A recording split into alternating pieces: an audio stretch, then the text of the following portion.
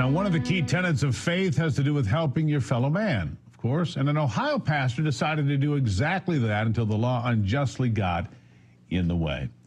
Well, the 6th District Court of Ohio has recently ruled in favor of Pastor Chris Abel and allowed him to keep using his ministry, Dad's Place, as a shelter for the homeless. First Liberty, a nonprofit legal group, along with other attorneys, took on Pastor Abel's case against the city of Byron, who tried to shut down his ministry for alleged zoning violations and actually charged him with a criminal code violation. Furthermore, the city council there, the commission, stated that since the church had no bedrooms, the homeless could not be housed there.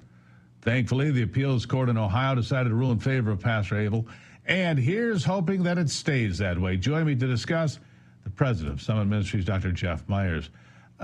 Jeff, nice to see you. Look, sometimes you just scratch your head and go, really? It's a church. They're helping homeless people, getting something to eat.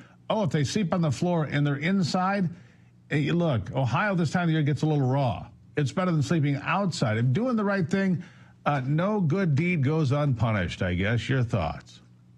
They seriously punished this pastor. They didn't just go after him for one or two things. They had like 18 accounts. They kept going after him for code violations, fire violations, all of these things. All he was trying to do is get some homeless people so they wouldn't have to sleep outside in Northwest Ohio in the middle of the winter. It was, Steve, this got my attention, first of all, because it's a religious liberty issue. But second, because all of the homeless problems that we see today are caused by the way our government operates. And it is churches that are stepping in to do something. And if they actually are successful with it, well, that sure makes the government look bad, which is not what they want. Well, Jeff, let's be honest about this. You go back 50 years or 80 years.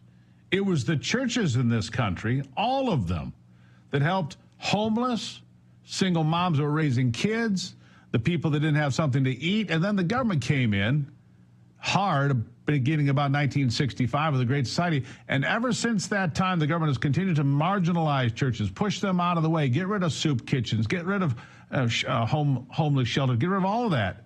And they've done an abysmal job. Now the churches are coming back onto the scene, and they want to attack them. That's what it looks like to me.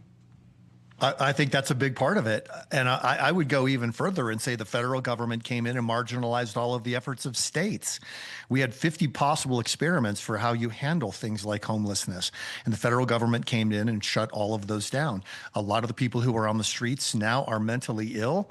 That goes back to a trend called deinstitutionalization, where mental hospitals were shut down because they said, oh, we'll just put them in community settings and we'll give them drugs and everything will be fine. Well, these people are now on the streets. They're terrified.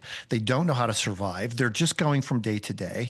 They need institutional care. And the only place they're going to get it is in a jail. So the prison population is now growing.